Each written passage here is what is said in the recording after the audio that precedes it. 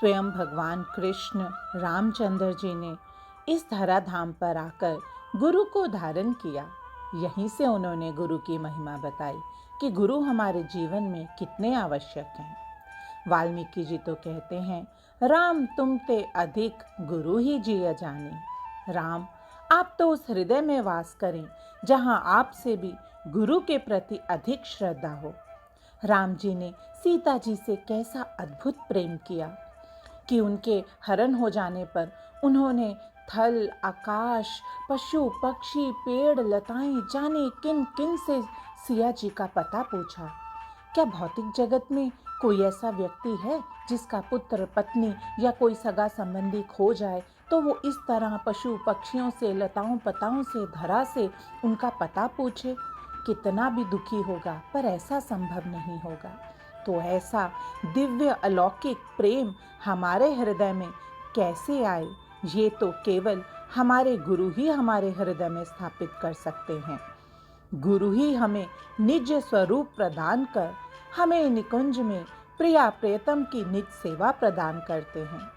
गुरु तो वो कुम्हार हैं और शिष्य वो घड़ा है जिसे गुरुदेव भीतर से हाथ का सहारा देकर और बाहर से चोट मार मार कर और गाड़ गाड़ कर शिष्य की बुराई को निकालते हैं। संतत बिन हरि न मिले, हरि में करी पुकार। कोई कितना भी सुमिरन कर ले, कितना भी भजन कर ले, लेकिन कितनी भी पुकार कर ले, लेकिन संतों के बिना हरि मिल ही नहीं सकते। भगवान तो कहते हैं कि मैं अपने भक्तों को अपना भक्त नहीं मानता, लेकिन जो मेरे भक्तों के भक्त हैं उनको ही मैं उत्तम भक्त मानता हूँ। अहम भक्त परा आधीना। संतों के आश्रय के बिना कितना भजन करो, साधन करो, पर वो प्रेम नहीं आता। भगवान ने तो भक्ति हमारे आचार्यों को दी है, गुरुजन को दी है, इसलिए ये भक्ति हमें उन्हीं से प्राप्त हो सकती है। गुरु से ये हरि से ये, हरि से ये गुरु नाही। गुरु छाड़े हरि को भजे, तिनते दो जाई। अर्थात अगर गुरु का सेवन करते हैं तो हरि का भी सेवन हो जाता है, उसी से हरि मिल जाते हैं। लेकिन केवल कोई हरि का सेवन करे तो उससे गुरु का सेवन नहीं होता।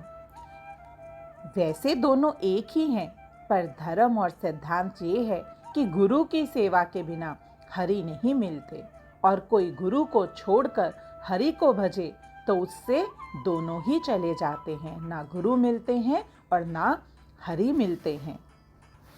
तो देखो गुरु की कैसी अद्भुत महिमा है, कौन जान सकता है गुरु को।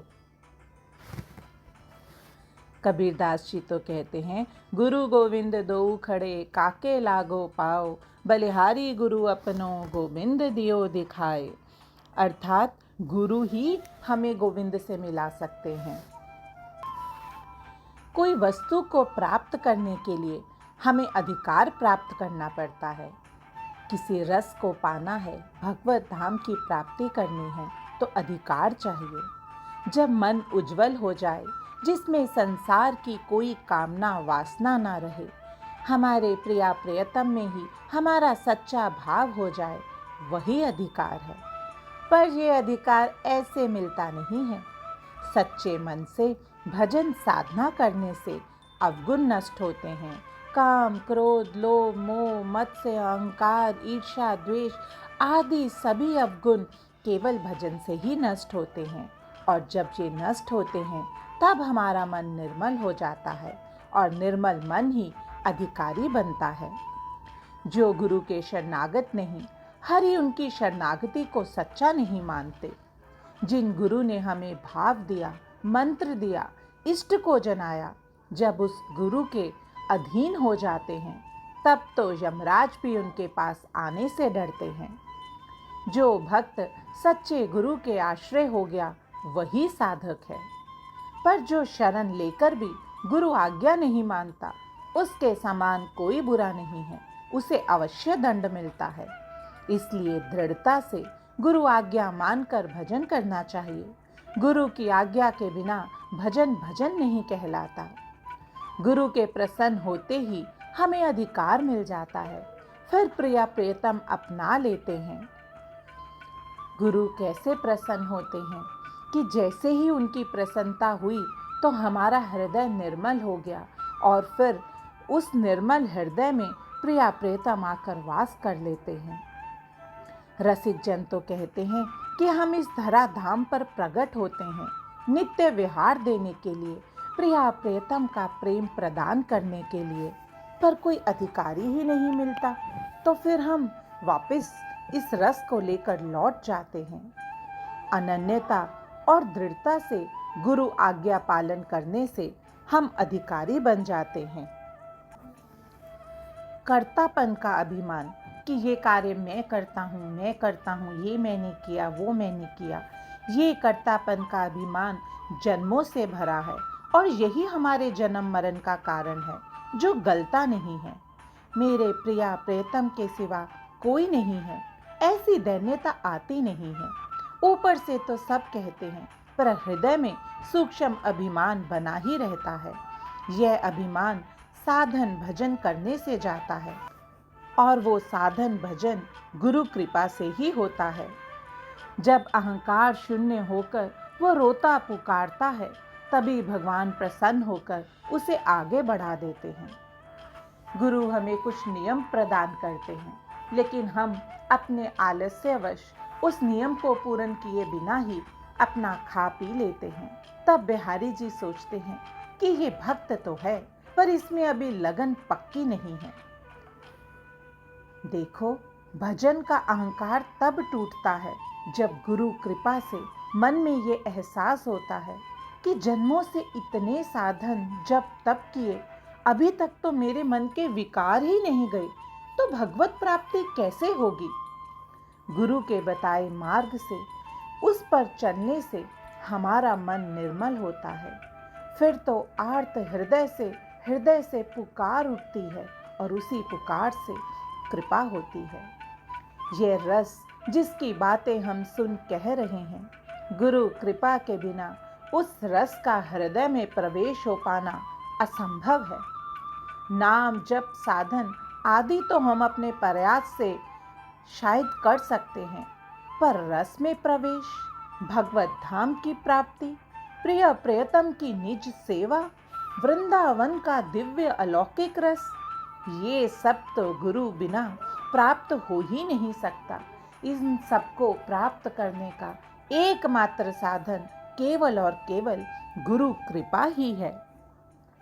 गुरु कृपा से बहुत ऊंचे पहुंच गए, फिर सोचते हैं सब ज्ञान हो गया, अब गुरु की क्या आवश्यकता, अब तो एकांत में भजन करेंगे। अंत काल में वो सब ज्ञान ही भूल जाता है, दुर्गति होती है।